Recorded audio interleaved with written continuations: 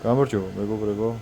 აი ახლა საკმაოდ გვიანია, კიდევ მიდის სამუშაო პროცესი, რადგან დამკვეთებს დაპირებული გამოთვლები მიეწოდოთ და მინდათ გაჩვენოთ ჩემს წეხში როგორ ვთქვით.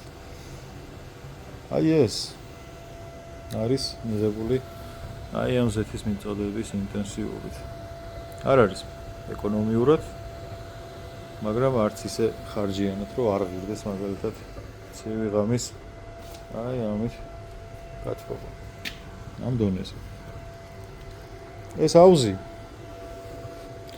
ამ ზეთის მიწოდებით 3 საათის განმავლობაში უზრუნველყოფს სითბოს.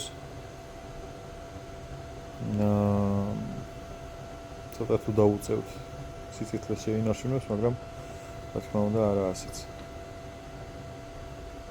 ამ შემთხვევაში მინიმალური ეკონომია არ გვიწყვეტავს, არ გვირჩევნია სითბოს.